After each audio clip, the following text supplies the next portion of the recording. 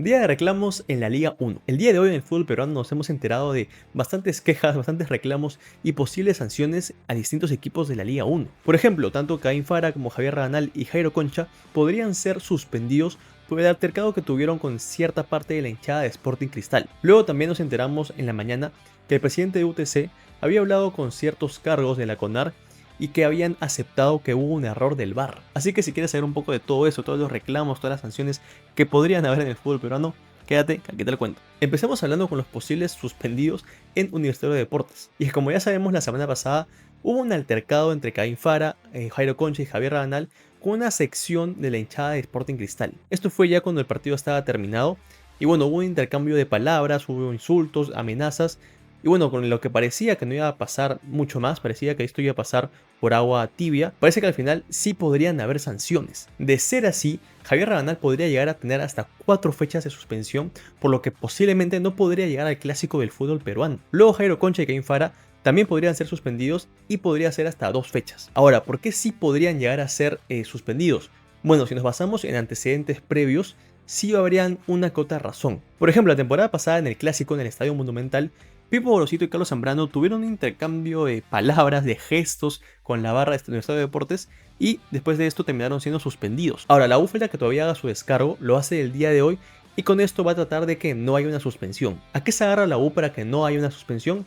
Bueno, también hay antecedentes de eso y tiene que ver con Paolo Guerrero. Y es que Paolo Guerrero en el último tiempo, en el último año, ha sido protagonista de más de un altercado con ciertas hinchadas y que no tuvo ningún tipo de sanción. Por ejemplo, en la llave contra Sporting Cristal en los playoffs de la temporada pasada, en el partido de ida, tiene un intercambio de gestos y palabras con una parte de la hinchada de Sporting Cristal y no terminó pasando nada. Luego en el partido de vuelta en su estadio, en Matute, y con su propia hinchada, tuvo también un intercambio de palabras un poco más fuerte. Ahora, en mi opinión, si bien me parece que este tipo de altercados no deberían de ocurrir, porque creo que no le suman nada al fútbol peruano, también es algo recurrente, lamentablemente, es algo frecuente en nuestro fútbol. Si es que al final los dos jugadores de la U más su entrenador terminan siendo suspendidos, están agarrando un precedente importante y peligroso. Porque si después de esto, con todos los altercados que hay entre hinchada y jugadores en todos los partidos, no hay más sanciones, va a haber un problemón. Como yo lo digo, creo que es un tema delicado. A mí me parece que sí, no deberían de ocurrir esos altercados en los partidos. Es algo lamentable, sí,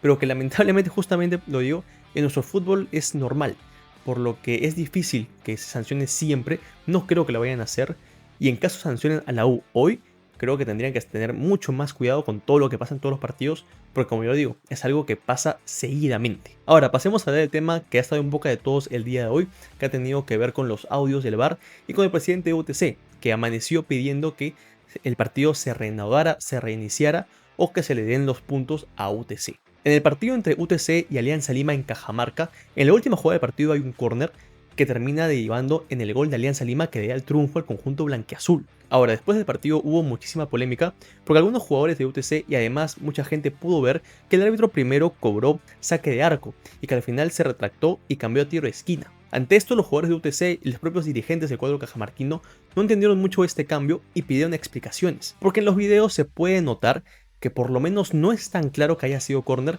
y si el árbitro ya había cobrado saque de arco, ¿por qué cambió esa decisión? Bueno, por esto UTC hizo las investigaciones del caso, pudo hablar con algunos de los responsables de la CONAR y descubrieron que sí, efectivamente, hubo un fallo en el VAR. Y es que con la salida de los audios se termina confirmando, y es que el VAR utilizó mal el protocolo, utilizó mal el reglamento y terminó hablando del árbitro de campo en una jugada que no tenía nada que hacer ahí. Como sabemos, el VAR únicamente puede entrar a ayudar, a auxiliar al árbitro de campo en 4 puntos, ya sea para verificar los goles, ya sea para poder ver una posible agresión o una posible tarjeta roja, ya sea para poder cobrar o no un penal y para poder identificar a ciertos jugadores. Teniendo en cuenta esto, es claro que hubo un fallo en el protocolo del VAR y que ellos no tenían nada que hacer en esta acción. Cuando uno escucha el audio, de verdad no sabe qué pensar, porque es algo ridículo, es algo absurdo que se metan en este tipo de jugadas. Eso es algo que ellos saben que no pueden hacer, no pueden meterse en este tipo de jugadas, y si escuchas el audio del VAR, uno de los árbitros en la cabina se exalta, se emociona y dice es tiro de esquina, es tiro de esquina. Esto me parece que es bastante grave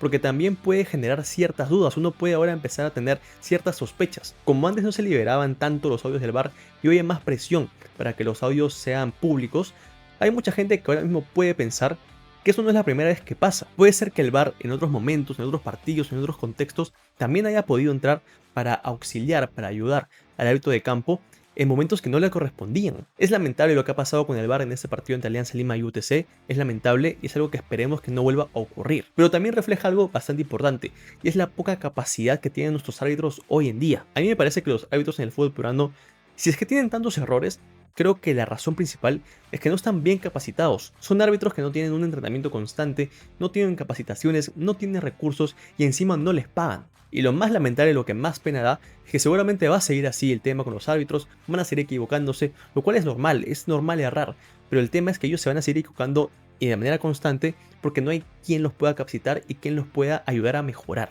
Ahora, dicho todo esto, a mí me parece que el partido entre UTC y Alianza Lima ya está terminado y no creo que nada de eso deba cambiar. No creo que el partido tenga que reanudarse o reiniciarse, no creo que tenga que pasar nada de eso, ni que le tengan que dar los puntos a UTC. Y sí creo que UTC tendría que tener un tipo de recompensa porque sí han sido perjudicados de cierta forma y creo que sí tendría que tener un tipo de recompensa pero sin perjudicar a Alianza Lima. Así que nada, con eso ya llegamos al final del video de hoy.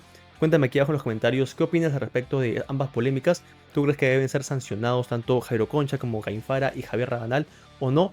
Y también cuéntame qué opinas al respecto de lo que pasó entre UTC y Alianza Lima, todo este revuelo que ha habido con el VAR. Y si has escuchado los audios del VAR, también cuéntame tu opinión aquí abajo en los comentarios. Muchas gracias por ver este video hasta el final. De verdad lo aprecio bastante. Cuídense y nos vemos pronto. Chao.